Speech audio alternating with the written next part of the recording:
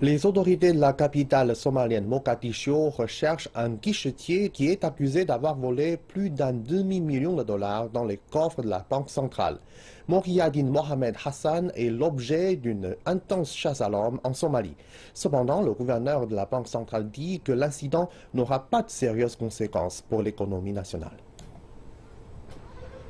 Une chasse à l'homme est en cours en Somalie après qu'un guichetier de la Banque centrale se serait fait la malle avec plus d'un demi-million de dollars. Le gouverneur de la Banque centrale, Bachir Issé, affirme que le guichetier a remplacé l'argent par des faux billets.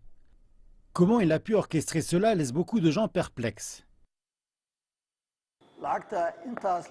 530 000 dollars manquent à nos comptes. Nous en avons notifié les agences idoines. Le CID et les renseignements nationaux ont lancé une recherche nationale du guichetier. Nous sommes confiants que les autorités le retrouveront et qu'il répondra de ses crimes.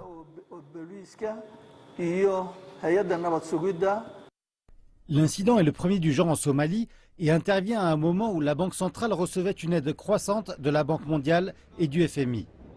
D'anciens rapports de groupes de surveillance des Nations Unies ont impliqué dans le détournement de fonds publics des officiels clés au sein du gouvernement somalien.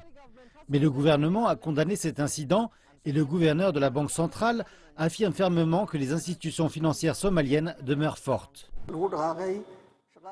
Nous avons accru les mesures de sécurité à la Banque centrale.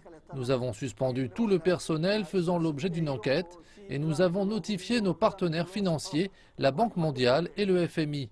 Cet incident n'affectera pas notre travail ou la confiance des gens dans la Banque centrale somalienne. Récemment, les autorités ont lancé un nouveau système modernisé de paiement des fonctionnaires issu directement de la Banque centrale. Son gouverneur a aussi annoncé des plans pour imprimer des billets de banque pour la première fois depuis 1980. Un geste qui, espère le gouvernement, jouera un rôle important dans la reconstruction de l'économie.